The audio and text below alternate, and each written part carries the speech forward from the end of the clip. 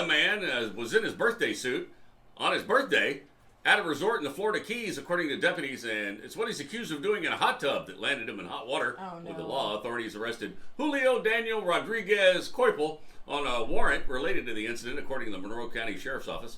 Mr. Coipel was in the buff just before 7:25 a.m. in a hot tub at the Playa Resort and Spa in Key Largo when witnesses saw him expose and, well, touch himself in view of a female employee.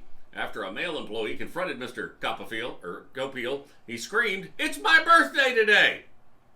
And he ran towards US 1 before driving back to Miami-Dade County. Oh, my. According to deputies, it was in fact the suspect's birthday. He turned 34 years old that day. Huh. Authorities issued an arrest warrant after witnesses identified him as a suspect, and he was booked in the Monroe County Jail on a charge of indecent exposure, where he's just given himself 34 spankings. Really? That's what he's doing. Did they at least wish him a happy birthday? A Rhode Island knucklehead was busted with 26 pounds of cocaine in a kayak on a Vermont lake. What? 38-year-old Freddie Rodriguez of West Warwick, Rhode Island, tried to flee when agents confronted him but was apprehended.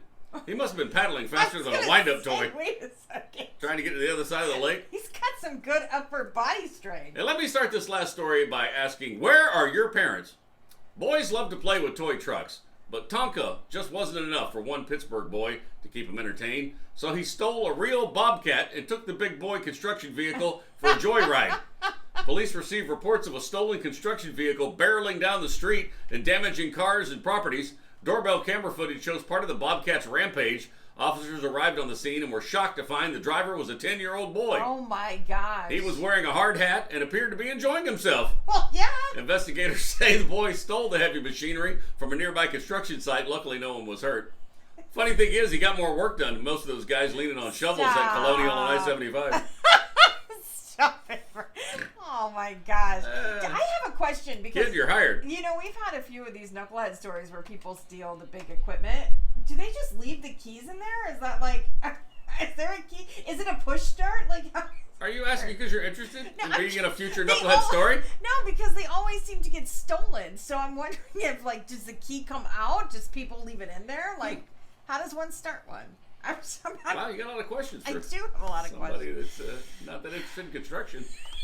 Maybe it's just a rampage part you're interested in. Those are your knuckleheads. You can find those stories wherever you follow us on social media. Search Mel and Scott in the Morning. I can see you doing that. Haven't we all been there? Yes. You ever see that documentary on Netflix, Tread, about the guy that built his own tank and rampaged through town? He's a hero. No.